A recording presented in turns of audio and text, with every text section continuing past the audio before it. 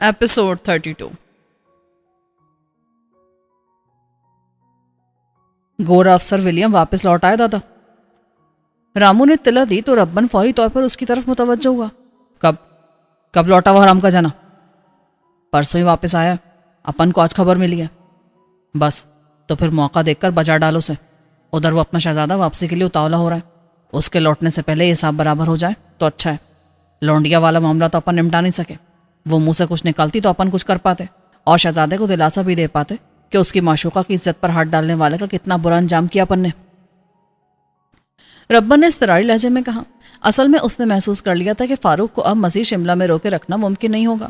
اس کی طبیعت بہت بہتر تھی اور معائنے کے لیے شملہ جانے والے ڈاکٹر نے بھی اس کی طرف سے خاصا اطمینان دلایا تھا. اس لیے اصولی طور پر اس کا اب شملہ میں رکے رہنا غیر ضروری تھا. کمو کے انتقال کے بعد سے تو فاروق نے ضد ہی باندھ لی تھی کہ وہ بمبئی واپس آنا چاہتا ہے اور ربن بھی اب اس کی واپسی کے بارے میں سوچ رہا تھا. لیکن اس کے واپس آنے سے قبل کچھ معاملات نمٹ جاتے تو اچھا تھا. ان میں سے ایک کام انگریز افسر ولیم سے بدلہ لینے کا بھی تھا. زمرد بھائی کے کوٹھے پر چاندبانوں کے سلسلے میں ہونے والے تنازع میں مجو دادا کے ساتھ ولیم بھی ایک فریق تھا. فاروق نے تنہا اس سارے معاملے کو بخوبی نمٹا دیا تھا.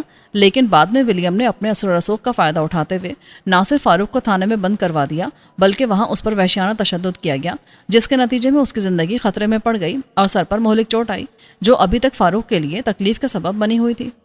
ولیم کا یہ جرم ناقابل معافی تھا. اگر وہ اس واقعے کے فوراً بعد اپنے اہل خانہ کے ساتھ انگلستان نہ چلا گیا ہوتا تو اس کا حساب فوری طور پر برابر کر دیا جاتا. لیکن طاق میں تو وہ لوگ بہرحال اب بھی تھے اور ولیم کے واپس پہنچنے کی خبر پر پرجوش انتقام پھر تازہ ہو گیا تھا. اپن کا لوگ گورے کا نگرانی کر رہا ہے. تمہاری طرف سے حکم ملتے کام ہو جائے گا. رامو نے اسے صورتحال سے آگاہ کیا اور پھر مشورہ دینے والے انداز میں بولا. میری مانو دادا تو فاروق کو واپس بلانے سے پہلے ایک بار پھر جولی سے مل کر اس حرام زادے کا نام معلوم کرنے کی کوشش کرو جو اس کا مجرم ہے. اس کتے کو ٹھکانے لگائے بغیر اپن فاروق استاد کا سامنا کرنے میں بڑی شرم محسوس کرے گا. اپن کو معلوم ہے وہ اس خبر کو سن کر بہت بری طرح تڑپے گا. اس کی تسلی کے لیے اس الو کے پٹھے کو انجام تک پہنچانا ضروری ہے. تو ٹھیک کہتا ہے. چل آج ہی ایک اور کوشش اور کر ڈالتے ہیں. ربا نے فوراً ہی اس کا مشورہ قبول کر لیا. اس کے بعد وہ موضوع گفتگو بدل کر اڈے کے دیگر معاملات پر بات کرنے لگے. اس وقت ربن مجو دادا والے اڈے پر تھا. یہاں کا انتظام و انصرام دیکھنے کے لیے وہ چکر لگاتا رہتا تھا جبکہ رامو تو زیادہ تر وہیں رہتا تھا. پرانے اڈے پر اس کا آنا جانا حسب موقع و ضرورت ہوتا تھا. جیسے کمو کی موت کے موقع پر وہ وہاں زیادہ رہا تھا اور بعد میں اس کے خون کا انتقام لینے کے لیے بھی اس نے دیگر ساتھیوں کے ساتھ بڑھ چڑھ کر حصہ لیا تھا. فی الحال کمو کے قاتلوں کو انجام تک پہنچانے والا معاملہ بھی کھٹائی میں پڑا ہوا تھا. فیکا اور مجو گدھے کے سر سے سینگ کی طرح غائب تھے اور انہیں اصل بدلہ ان دونوں سے ہی چکانا تھا. ربا نے تقریباً آدھا گھنٹہ مزید وہاں گزارا اور پھر واپسی کے لیے اٹھ گیا. رامو نے باہر تک آ کر اسے رخصت کیا. داداؤں کی عادت ہوتی ہے کہ وہ اپنے 2-4 چیلوں کو ساتھ لے کر چلتے ہیں لیکن ربن عموماً اپنے ارد گرد بھیڑ بھاڑ لگانے سے گریز کرتا تھا. اس وقت بھی وہ تنہا ہی تھا. پرانے اڈے کے علاقے میں داخل ہوتی اس کی عقابی نظروں نے تیزی سے اطراف کا جائزہ لے لیا. اس کے آدمی اڈے کے اطراف کے علاقے میں پھیل کر اپنی ڈیوٹی دیتے رہتے تھے تاکہ کسی بھی غیر معمولی واقعے کی خبر رہے. باخبر رہنا علاقے پر اپنے کنٹرول کے لیے ازحد ضروری تھا. بظاہر بے نیازی سے چلتے ہوئے اس نے دیکھ لیا کہ جانی ایک دکان کے قریب بیٹھا بیڑی پی رہا ہے. جانی نے بھی قدرے تاخیر سے اسے دیکھ لیا اور جلدی سے ہاتھ میں موجود بیڑی ایک طرف پھینک دی. ربن نے گردن کے خفیف سے اشارے سے اسے اپنے قریب بلایا تو وہ تیزی سے اس تک پہنچ گیا. سب ٹھیک ہے رے؟ ہاں دادا سب ایک دم پرفیکٹ ہے. جولی دفتر سے آ جائے تو اپنے کو خبر دینا. سسٹر تو دفتر گیا ہی نہیں, گھر پر ہی ہے. چل تو پھر اپن اس سے ابھی مل لیتے ہیں. ربن نے کہا اور جانی کو ساتھ لے کر جولیٹ کے گھر کی طرف بڑھ گیا. انہیں دروازے پر 2 بار دستک دینی پڑی. تب جولیٹ کی طرف سے رد عمل ظاہر ہوا اور کون ہے پوچھتے ہوئے اس نے دروازہ کھول دیا. اس کے حلیے سے لگ رہا تھا کہ وہ بستر سے اٹھ کر آ رہی ہے. اس کا لباس شکن آلود اور بال الجھے ہوئے تھے. چہرہ بھی بنا دھلا لگ رہا تھا لیکن ہاتھ میں موجود مخملی جلد والی ڈائری کی موجودگی سے ظاہر تھا کہ وہ سو نہیں رہی تھی لیکن وہ تازہ دم بھی نہیں لگ رہی تھی. اس کا چہرہ ستا ہوا تھا اور آنکھوں میں تھکن سی تھی. اصل میں وہ جوزفین کی ڈائری پڑھ رہی تھی اور ڈائری میں درج واقعات پڑھتے ہوئے اسے اندازہ ہو رہا تھا کہ وہ جو آج تک یہ سمجھتی رہی تھی کہ اس کے ماں باپ ایک دوسرے سے بے تحاشا محبت کرتے ہیں اور انہوں نے لو میرج کی تھی تو یہ کوئی ایسی درست بات نہیں تھی. کم از کم جوزفین نے جوزف سے محبت نہیں کی تھی. وہ تو کسی نواب زادہ اسد اللہ کی محبت میں گرفتار ہو گئی تھی. لیکن اس محبت کا انجام کیا ہوا اور جوزفین کی شادی جوزف سے کیسے ہوئی یہ جاننے کے لیے اسے ابھی ڈائری کے بہت سے ابواب پڑھنا تھے. ربن اور جانی کی آمد نے اس کام میں خلل ڈال دیا تھا.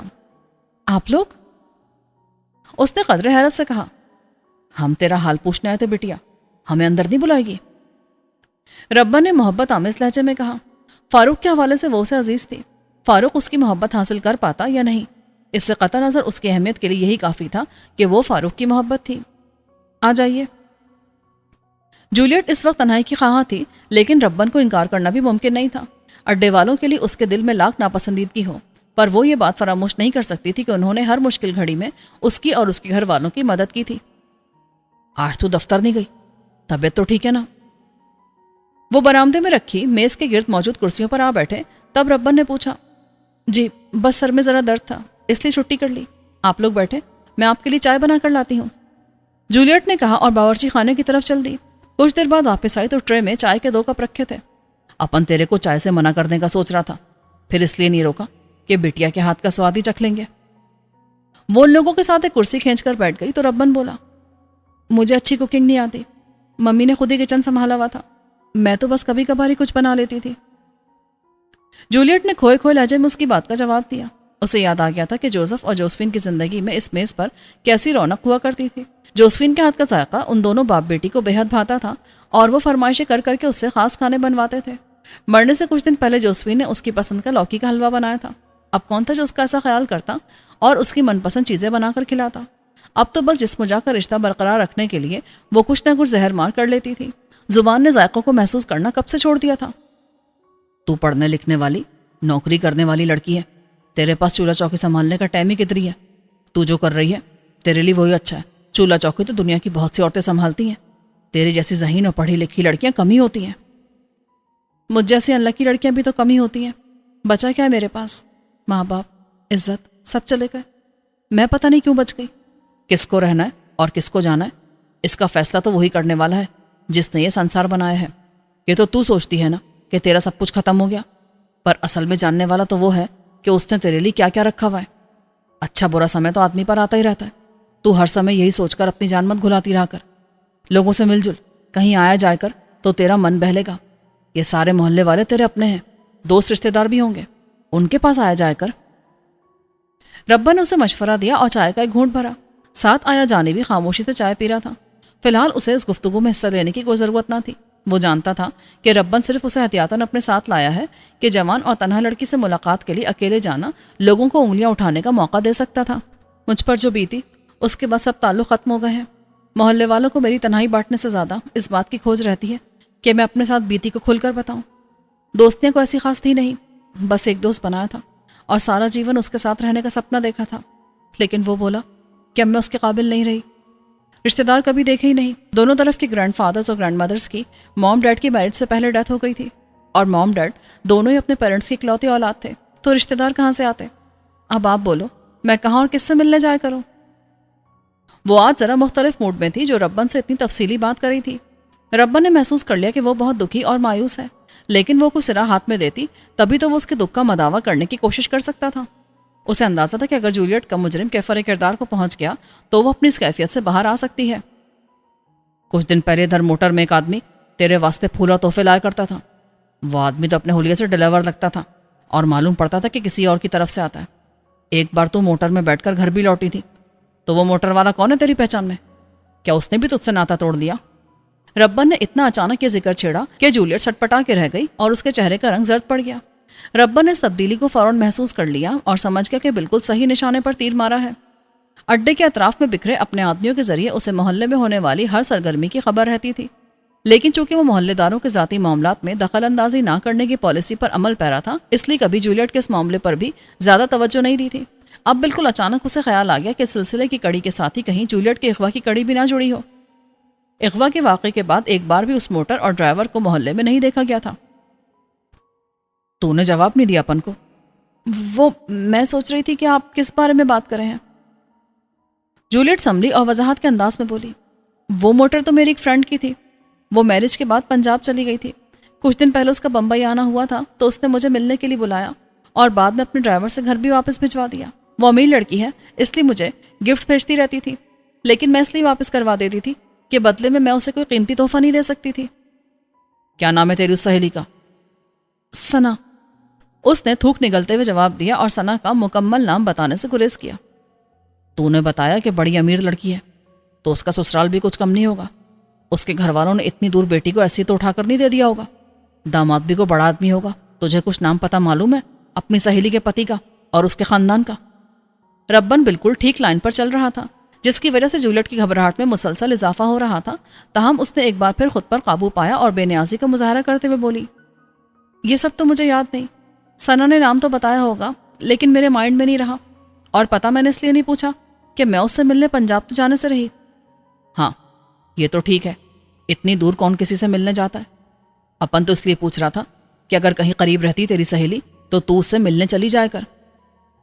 جولیٹ کے چہرے پر اطمینان کی لہر دوڑ گئی، وہ مسکراتے ہوئے بولی، آپ میری اتنی چنتا مت کیا کریں، میں ٹھیک ہوں، کچھ دن اور گزریں گے تو اور بھی ٹھیک ہو جاؤں گی، بری یادوں کو بھلانے میں کچھ سمے تو لگ ہی جاتا ہے نا۔ یہ بھی آدمی کے اپنے اوپر ہوتا ہے کہ وہ کتنا سمے لیتا ہے، اپنے زخموں کو بیٹھ کر ادھڑتے رہنے والے کو کبھی کچھ نہیں بھولتا اور زخم تازہ ہی رہتا ہے، کبھی کبھی آدمی کو نہ بھرنے والا زخم بھی لگ جاتا ہے۔ جولیٹ کے اس جملے نے واضح کر دیا کہ کچھ دن بعد ٹھیک ہونے کی بات اس نے محض ربن کو ٹالنے کے لیے کہی تھی، ورنہ وہ کچھ بھی بھلانے پر راضی نہ تھی۔ آدمی کسی کو اپنے زخم پر مرہم نہ رکھنے دے اور بولے کہ میرا زخم نہ بھرنے والا ہے تو یہ بڑی جاستی کی بات ہے، پر ٹھیک ہے، تو جیسا صحیح سمجھے۔ اپن کو اب آگیا دے، اپن بس تیرا حال چال معلوم کرنے کے لیے آئے تھے، کوئی بھی کام یا ضرورت ہونا تو اپن کے پاس پیغام بھیج دینا، اب چلتا ہے اپن۔ ربن نے بالکل اچانک بات ختم کی اور اٹھ کھڑا ہوا۔ جانی اور جولیٹ نے بھی اس کی تقلید کی، وہ تینوں آگے پیچھے چلتے بیرونی دروازے تک پہنچے۔ دروازے پر پہنچ کر ربن نے جولیٹ کے سر پر ہاتھ رکھا اور جانی کے ساتھ باہر نکل گیا۔ ان کے پیچھے دروازہ بند کر کے جولیٹ نے بے ساختہ یہ گہرا سانس لیا۔ اسے پہلی بار اندازہ ہوا تھا کہ ربن کس قدر بیدار مغز آدمی ہے۔ اپنے طور پر تو اس نے اسے ٹال دیا تھا، لیکن یقین سے نہیں کہہ سکتی تھی کہ اپنی اس کوشش میں وہ کتنے فیصد کامیاب رہی ہے۔ ادھر ربن بھی سوچ رہا تھا کہ ایک جو معمولی سا سرا ہاتھ آیا ہے اسے تھام کر کس طرح حقیقت تک پہنچے۔ اس کا ذہن بہت تیزی سے آئندہ کا لاہ عمل طے کرنے میں لگا ہوا تھا۔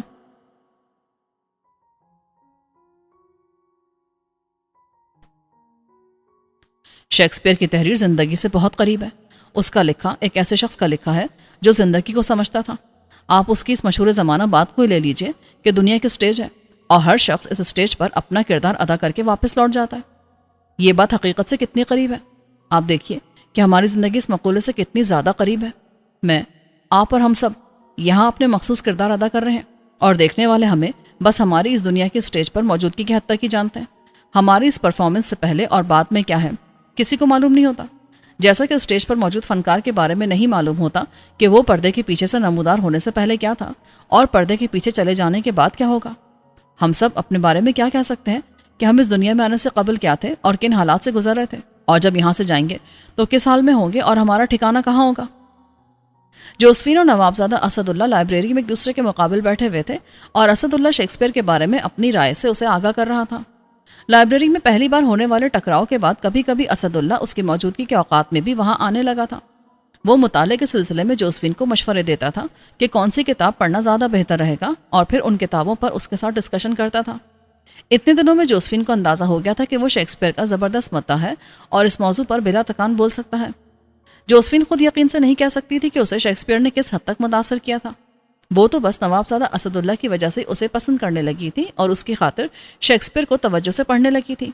وہ دیکھتی تھی کہ شیکسپیئر پر بات کرنے سے اسد اللہ خوش ہوتا ہے اور اسے اسد اللہ کو خوش دیکھ کر اچھا لگتا تھا۔ حویلی کے لگے بندے ماحول میں نوابزادہ اسد اللہ سے لائبریری میں ہونے والی یہ ملاقات تازہ ہوا کے خوشگوار جھونکے کی مانند تھی۔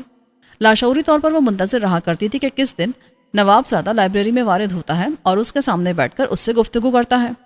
نوابزادہ کے علاوہ اسے اس حویلی میں عالیہ کے ساتھ وقت گزارنا بھی اچھا لگتا تھا۔ وہ سادہ طبیعت کی خوش مزاج لڑکی تھی اور جوزفین کو اپنی ذاتی ملازمت سمجھنے کے بجائے اس کے ساتھ عزت سے پیش آتی تھی۔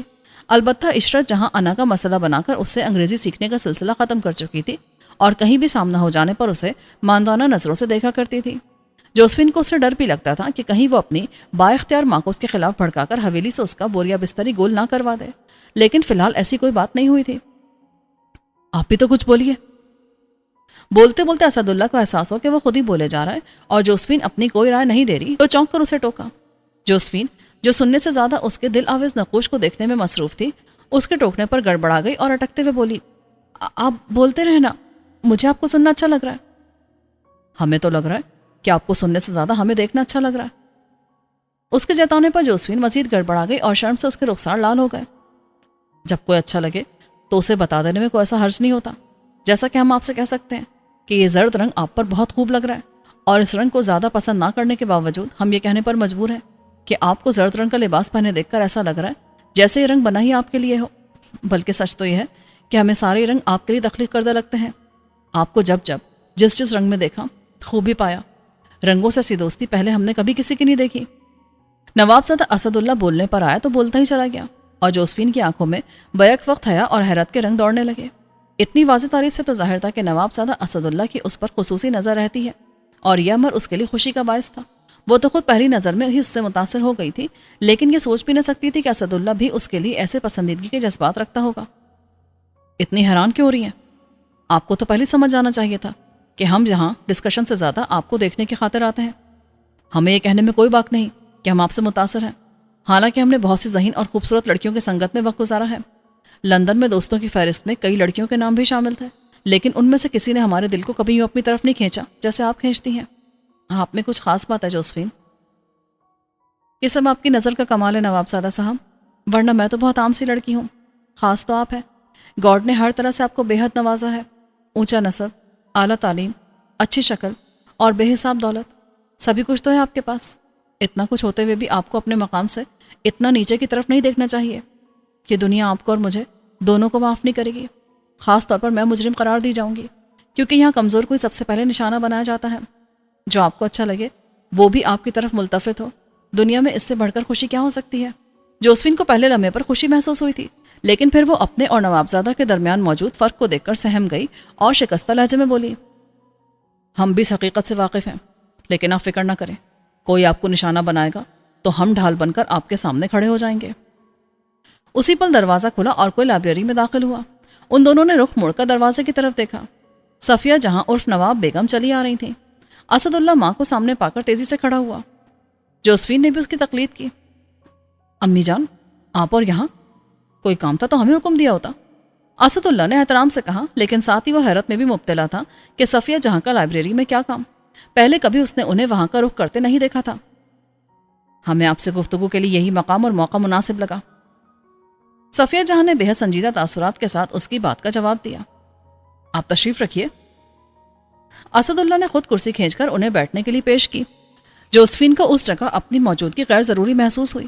نواب بیگم نے اس کی یہاں موجودگی کو مکمل نظر انداز کر دیا تھا اور صرف اپنے بیٹے سے مخاطب تھی، جو اس بات کا اشارہ تھا کہ وہ صرف اپنے بیٹے سے ہی بات کرنا چاہتی ہیں۔ جوزفین نے اجازت طلب کی تو اسے فوراً جانے کی اجازت دے دی گئی۔ جی امی جان، فرمائیے۔ ہمیں آپ کے معمولات پر تشویش اسد اللہ۔ ہم نہیں چاہتے کہ آپ کی کوئی حرکت آپ کے ابا جان کے غیظ کا سبب بنے اور آپ ان کی نظروں میں معطوف ٹھہریں۔ ہم آپ کی بات کا مطلب نہیں سمجھ امی جان۔ ہم تو بڑی پابندی سے ابا جان کی عائد کرتے ذمہ داریاں نبھا رہے ہیں۔ ہمیں یاد نہیں پڑتا کہ ہم سے سلسلے میں کبھی کوئی کوتاہی ہوئی ہو۔ ہم اس سلسلے میں بات نہیں کریں۔ ہمارا اشارہ آپ کے معمول میں آنے والی نئی تبدیلیوں کی طرف ہے۔ آپ کی جوزفین کے ساتھ طویل نشستیں شکوک و شبہات کو جنم دے رہی ہیں، اور اسی سلسلے میں چہمگوئیاں کی جا رہی ہیں۔ ان شکوک و شبہات کا اظہار یقیناً پھپھی بیگم نے کیا ہوگا۔ اسد اللہ کے منہ میں کڑواہٹ گھل گئی اور اس نے قدرے تند لہجے میں اپنا خیال ظاہر کیا۔ اس سے کیا فرق پڑتا ہے بیٹا کہ کون کیا کہہ رہا ہے؟ باتیں تو بہرحال بن رہی ہیں نا۔ صفیہ جہاں کے لہجے میں بے بسی تھی۔ نواب سلیم اللہ کی بیگم کی حیثیت سے انہیں نواب بیگم کا اعلیٰ خطاب تو ضرور مل گیا تھا، لیکن وہ کبھی اس حویلی پر حکمرانی نہیں کر سکی تھی۔ شادی کے ابتدائی دور میں ان کی ساس حیات تھیں اور تمام معاملات انہی کے ہاتھ میں تھے۔ ساس کے انتقال کے بعد آبا بیگم بیوگی کی چادر اوڑھ کر ایسی حویلی میں وارد ہوئیں کہ ہر طرف چھا گئیں۔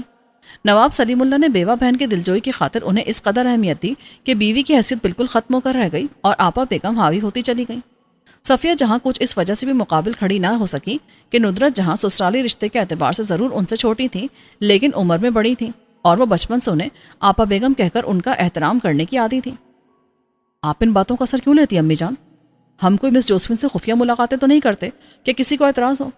ہم یہاں لائبریری میں ان کے ساتھ علمی مباحث کیا کرتے ہیں۔ حویلی میں کوئی اور ایسا فرد تو ہے نہیں کہ ہم اس سے ان موضوعات پر گفتگو کر سکیں۔ بھائی کو اپنی لاء کی کتابوں سے ہٹ کر کسی دوسرے موضوع پر کتب بینی کا شوق نہیں۔ ابا جان کی دوسری مصروفیات ہیں۔ اختر کو ولایت سے واپس آنے میں ابھی خاصا وقت درکار ہے، اور ان 3 افراد کے علاوہ حویلی میں کوئی انگریزی زبان سے واقف نہیں ہے۔ ایسے میں اگر ہمیں مس جوزفین کی صورت میں ایک ہم ذوق میسر آ گیا ہے تو ہمیں اس خوشی سے محروم رکھنا کہاں کا انصاف ہے؟ اسد اللہ کو بھی اپنی ماں کی حویلی میں حیثیت سے آگاہی تھی، چنانچہ لہجے کو نرم کر کے وضاحت پیش کرنے لگا۔ ہم آپ کی ہر بات کو درست تسلیم کر لیتے ہیں، لیکن آپ یہ بھی تو سمجھیے کہ ہم دوسروں سے اسے تسلیم کروا لینے پر قادر نہیں ہیں۔ صفیہ جہاں کے لہجے میں وہی بے بسی کی کیفیت تھی۔ تو پھر آپ ایسی کوشش فرمائیں ہی کیوں؟ آپ اس معاملے کو ایسے ہی چھوڑ دیجئے۔ ابا جان ہم سے سلسلے میں باس پرس کریں گے تو ہم انہیں خود جواب دے لیں گے۔ آپ بے شک تعلیمی قابلیت کے اعتبار سے ہم سے بہت آگے ہیں اسد اللہ، لیکن آپ یہاں کے معاملات کو اس طرح نہیں سمجھ سکتے جیسے ہم سمجھتے ہیں۔ ایک ماں کی حیثیت سے ہم آپ کو کسی بڑے نقصان سے بچانا چاہتے ہیں، لیکن ہم اتنے مضبوط نہیں ہیں کہ ہر طوفان کا ڈٹ کر مقابلہ کر سکیں۔ ہماری نظریں اس طوفان کو دیکھ سکتی ہیں جو آپ کی طرف بڑھ رہا ہے، اور پیش بندی کے طور پر ہی آپ سے احتیاط کا مطالبہ کر رہے ہیں۔ ہم آپ کے اشاروں کو سمجھ نہیں پا رہے امی جان، برائے مہربانی ذرا وضاحت فرمائیں۔ اسد اللہ ان کے اس قدر خوفزدہ ہونے پر حیرت اور الجھن کا شکار ہو گیا۔ ہم آپ کو یہ سمجھانے کی کوشش کر رہے ہیں کہ جوزفین کے ساتھ آپ کے زیادہ میل ملاپ کو بے راہ روی کی طرف پیش قدمی سے تعبیر کیا جا سکتا ہے، اور اس کے نتیجے میں فیصلہ ہو سکتا ہے کہ آپ کو فوری طور پر شادی کے بندھن میں باندھ کر پابند کر دیا جائے۔ اس وقت اگر آپ کی شادی کا فیصلہ کر لیا جاتا ہے تو لامحالہ آپ کی دلہن کے طور پر عشرت جہاں کا نام لیا جائے گا، اور ہم آپ کو اس بے جوڑ رشتے سے بچانا چاہتے ہیں۔ بات صرف شکل و صورت کی ہوتی تب بھی ہمیں زیادہ اعتراض نہیں ہوتا، لیکن عشرت جہاں کی دیگر صفات بھی ایسی نہیں ہے کہ ہم انہیں آپ کی دلہن بنا کر زندگی بھر کے لیے آپ کے سر پر ایک عذاب مسلط ہوتا دیکھ سکیں۔ ہماری خواہش ہے کہ آپ کی شادی کا ذکر اس وقت چھڑے جب عشرت جہاں اپنے گھر کی ہو چکی ہوں، یا کم از کم ان کی نسبت کہیں طے پا جائے۔ آپ خود سوچئے کہ آپ کو ولایت سے واپس آئے اتنے دن ہو گئے، لیکن ہم نے ایک بار بھی آپ کی شادی کی خواہش ظاہر نہیں کی، جبکہ آپ کے بھائی صفی اللہ کو ہم نے تعلیم مکمل ہوتے ہی شادی کے بندھن میں باندھ دیا تھا۔ ہمیں اندیشہ ہے کہ ہم جیسی آپ کی شادی کا ذکر چھیڑیں گے فوراً عشرت جہاں کا نام تجویز کر دیا جائے گا، اس لیے بہتر ہے کہ ہم یہ تذکرہ ہی اس وقت چھیڑیں جب عشرت جہاں کسی ٹھکانے لگ چکی ہوں۔ ہم چپکے چپکے ان کی کہیں نسبت طے کروانے کی کوشش بھی کر رہے ہیں، لیکن اس کے لیے ہمیں کچھ وقت درکار ہے۔ آپ کی ذرا سی بھی بے احتیاطی ہماری ہر تدبیر پر پانی پھیر دے گی، اور ہم آپ کو بچانے کے لیے کچھ نہیں کر پائیں گے۔ صفیہ جہاں نے پوری وضاحت سے اسے اپنے خدشات، احساسات اور خواہشات سے آگاہ کیا تو وہ بھی متفکر ہو گیا۔ اسے حویلی میں اپنی پھپھی ندرت جہاں کی حیثیت کا علم تھا۔ فی الحال تو انہوں نے بیٹی کی ماں ہونے کی حیثیت سے وفاداری نبھاتے ہوئے اپنی زبان سے خواہش ظاہر نہیں کی تھی، لیکن اگر اس کی شادی کا قصہ چھڑتا تو وہ کسی نہ کسی ترکیب سے نواب سلیم اللہ کے ذہن میں عشرت جہاں کا نام ڈال سکتی تھی، اور ایک بار عشرت جہاں کا نام نواب صاحب کے ذہن میں آ جاتا تو وہ اپنی بھانجی ہونے کی خصوصیت کے آگے اس کی ہر خامی اور کجی کو نظر انداز کر دیتے۔ امید ہے آپ نے ہماری بات اچھی طرح سمجھ لی ہوگی اور اس پر غور فرمائیں گے۔ اب ہم چلتے ہیں، کہیں ایسا نہ ہو کہ ہر طرف ہلچل مچ جائے کہ آخر اتنی دیر سے ہم یہاں آپ سے کس گفتگو میں مصروف ہیں۔ صفیہ جہاں نے اسے سوچ میں ڈوبا پایا تو بولی اور اپنی جگہ سے اٹھ کھڑی ہوئی۔ نوابزادہ بھی فوراً کھڑا ہو گیا اور پورے احترام سے انہیں دروازے تک جا کر رخصت کیا۔ ان کے جانے کے بعد وہ اپنی جگہ پر آن بیٹھا اور کھوئی سی کیفیت میں اپنے سامنے رکھی خالی کرسیوں کو دیکھنے لگا۔ اسے یوں لگ رہا تھا کہ ان کرسیوں پر اب بھی جوزفین اور صفیہ جہاں براجمان ہو۔ ان دونوں کی وہاں موجودگی کو محسوس کرتے ہوئے وہ باری باری دونوں سے ہونے والی گفتگو کو یاد کرنے لگا۔ جوزفین سے اس کی گفتگو کتنی پرلطف تھی۔ آج پہلی بار بڑی بے ساختگی میں وہ اظہار کے مرحلے سے گزرے تھے، لیکن اس مرحلے کے بعد حاصل ہونے والے کیف و نشاط کے لمحات کو محسوس کرنے کا موقع ہی نہ مل سکا، اور صفیہ جہاں اپنے بدترین خدشات کے اظہار کے ساتھ انہیں منتبہ کرنے آن پہنچی تھی۔ ان کا بیان کردہ خطرہ حقیقی تھا، لیکن سوال یہ پیدا ہوتا تھا کہ اظہار کے مرحلے سے گزرنے کے بعد کیا وہ جوزفین سے فاصلہ قائم رکھ پائے گا؟ محبت کے پودے کو تو یوں بھی قربت کے پانی کی بڑی پیاس ہوتی ہے۔ اس پانی کو پا کر یہ پودا خوب پھلتا پھولتا اور لہلہاتا ہے، اور دیکھنے والوں کی نظریں فوراً اس کی موجودگی کو بھانپ لیتی ہیں۔ حد نظر تک پھیلا نیلا آسمان اور اس پر اٹکھیلیاں کرتی بادلوں کی چھوٹی چھوٹی ٹکڑیاں، ہر طرف موجود سبزہ، فضا کی تازگی اور مہک، پرندوں کی سریلی آوازیں، کیا تھا جو شملہ میں نہیں تھا؟ یہ وادی ان سارے لوازمات سے آراستہ تھی جو انسانی دل کو اپنی گرفت میں لے سکے۔ فاروق کو بھی شملہ کی سحر انگیز خوبصورتی نے متاثر کیا تھا، لیکن جو دیکھنے میں پیارا لگے وہ دل کو بھی پیارا ہو یہ ضروری تو نہیں ہوتا۔ اسے بھی شملہ دیکھنے میں بہت پیارا لگتا تھا، لیکن دل کو وہی بمبئی پیارا تھا جس میں تنگ و تاریک گلیاں تھیں، ٹوٹی پھوٹی سڑکیں، بے ہنگم ٹریفک تھا اور دھواں دھواں فضا تھی، کیونکہ بمبئی وہ شہر تھا جس نے خانمہ بربادی کے دور میں اسے اپنی باہوں میں سمیٹا تھا، جہاں اس نے ربن کی شفقت پائی تھی اور گولو سمیت دوسرے تمام ساتھیوں کی بے تحاشا محبتیں سمیٹی تھی۔ اسی بمبئی میں جولیٹ بستی تھی جو اپنی تمام تر بے رخی سمیت اس کے دل میں آباد تھی، اور اسے زندگی برباد کرنے کے عوض بھی اپنے دل کی یہ آبادی پیاری تھی۔ اپنے اس بے حد پیارے بمبئی کی یاد میں ہڑکتے اس کے لیے شملہ کی خوبصورتی بے معنی ہو گئی تھی، اور وہ شدت سے اس بات کا منتظر تھا کہ کب ربن کی طرف سے اسے واپس آنے کی اجازت ملتی ہے۔ रब्बन ने भी नीम रजामंदी का इजहार कर दिया था, लेकिन वापसी को इस बात से मशरूत रखा था कि वो चंडीगढ़ के अस्पताल में अपना तफसीली चेकअप करवाए और वहां से तशफ़ी बख्श जवाब मिलने पर ही बम्बई का रुख करे। चंडीगढ़ अस्पताल में उसके चेकअप के लिए अपॉइंटमेंट ली जा चुकी थी और वो शिद्दत से मुंतज़िर था कि उस मरहले से गुजरने के बाद बम्बई के लिए रवाना हो सके। अब उसके लिए शिमला में वक्त काटना मुश्किल हो गया था। बिमला भाटिया की शिमला आमद के नतीजे में उसे जो एक अच्छी रफाकत मैसर आई थी, उससे भी वो बिमला के बदलते हुए रवैयों की वजह से बेजार हो गया था। वो पढ़ी लिखी और ज़हीन औरत थी और फारूक को उससे गुफ्तगू करके अच्छा लगता था, लेकिन फिर बिमला ने उसे अपनी जागीर समझना शुरू कर दिया और ऐसे रवैयों का मुजाहरा करने लगी जो उसके लिए नागवार थे। चुनांचे उसकी रफाकत का लुत्फ भी खत्म हो गया। आधा घंटा कबल की बात थी कि वो बिमला से जान छुड़ाने के लिए आराम का कहकर अपने लिए मखसूस कमरे में बंद हो गया था, लेकिन फिर कमरे के दरो दीवार उसे काट खाने को दौड़ने लगे तो वो वहशतज़दा होकर बाहर निकल आया और चहलकदमी करता हुआ भाटिया हाउस से काफ़ी दूर निकल गया। एहसास होने पर पलटा और वापसी की राह इख्तियार की। वापसी में उसने उस आम गुजरगाह को इस्तेमाल करना ज़रूरी नहीं समझा जिस पर से गाड़ियां वगैरह गुजरा करती थीं, और भाटिया हाउस की बालकनी में खड़ा होकर उस गुजरगाह और उस पर चलने वाली गाड़ियों समेत इंसानों को भी वाज़ेह तौर पर देखा जा सकता था। अपने तय वक्त शॉर्टकट को इस्तेमाल करता हुआ ऊंचे नीचे नाहमवार रास्ते पर चल पड़ा। उसका ख्याल था कि इस रास्ते से वो कम वक्त में भाटिया हाउस पहुंच जाएगा, लेकिन आहिस्ता आहिस्ता उसे अपने अंदाजे की गैर दुरुस्तगी का एहसास होता चला गया। आम गुजरगाह से भाटिया हाउस पहुंचने में जितना वक्त लगता था, उससे ऊपर वक्त गुजर जाने के बावजूद उसे अपने मकसद में कामयाबी नहीं हो सकी थी और अब वो घने दरख्तों के बीच भटकता फिर रहा था। मौसम अगरचे गर्म नहीं था, लेकिन ऊंचाई की सिमत काफ़ी देर चलने की वजह से उसका हलक खुश्क होने लगा और अब इसका मौका भी नहीं रहा था कि वो पलटकर नीचे चला जाए। वो बस अंदाजे से ही इस तरफ आया था और अब उसे याद भी नहीं था कि कहाँ कहाँ से गुजरता हुआ वो यहाँ तक पहुँचा है। दिन का वक्त होने की वजह से फिलहाल उसे कोई खतरा तो महसूस नहीं हो रहा था, लेकिन इस बात का एहसास भी था कि अगर वो रास्ता तलाश करने में कामयाब ना हो सका तो बड़ी परेशानी हो सकती है। यहाँ रहते हुए उसे इस बात का अंदाज़ा हो चुका था कि पहाड़ी इलाकों में शाम होते ही इतनी तेज़ी से रात में ढलती है कि इंसान अंदाज़ा ही नहीं लगा पाता और अंधेरा हो जाने की सूरत में रास्ता तलाश करने का काम और भी दुश्वार हो जाता है। लेकिन फिलहाल उसके लिए कुछ देर रुककर अपनी सांस बहाल करना भी ज़रूरी था। सांस बहाल होती तो शायद प्यास की शिद्दत में भी कुछ कमी आ जाती। वो एक बड़े से पत्थर पर आराम की गर्ज से बैठ गया। आहिस्ता आहिस्ता उसकी तबीयत बहाल होने लगी और कुछ देर सस्ता कर वो एक बार फिर चल पड़ा। अभी वो चंद ही कदम चला था कि उसे लगा कि उसके कानों में कोई इंसानी आवाज़ पड़ी हो। वो चौंक कर इधर उधर देखने लगा और समात पर कुछ और जोर दिया। कुछ तौक़ुफ़ के बाद उसे आवाज़ फिर सुनाई दी। अल्फाज का अंदाज़ा ना होने के बावजूद उसको एहसास हो गया कि ये निस्वानी आवाज़ है।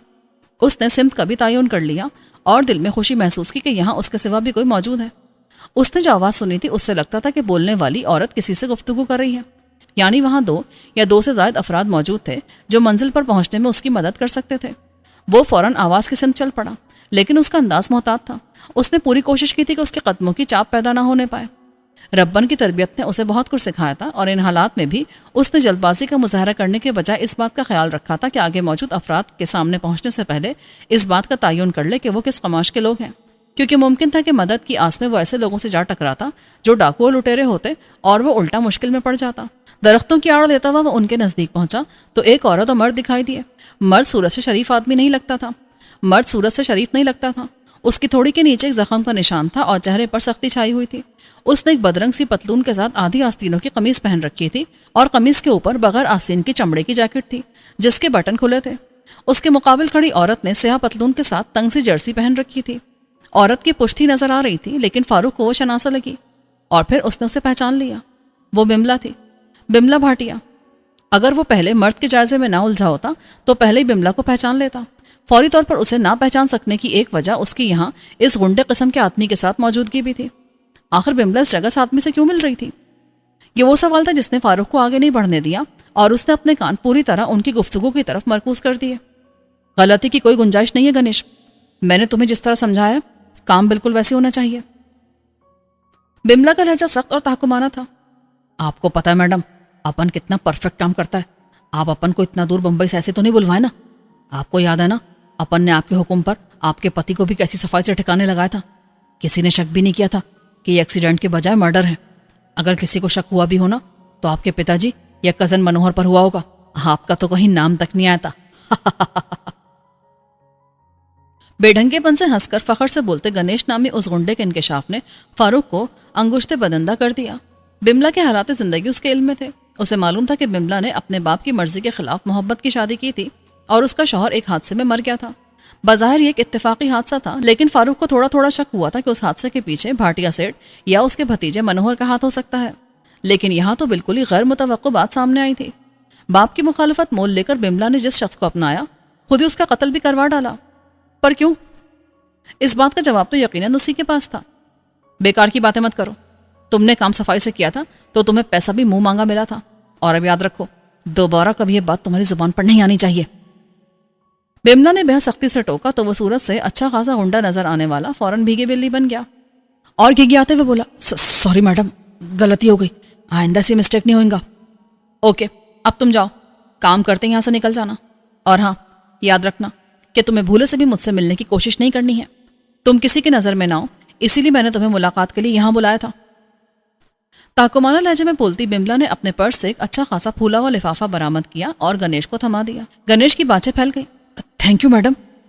جواب میں بملا کچھ نہ بولی اور ہاتھ سے اسے جانے کا اشارہ کرتے ہوئے قدم آگے بڑھا دیے۔ گنیش بھی چل پڑا۔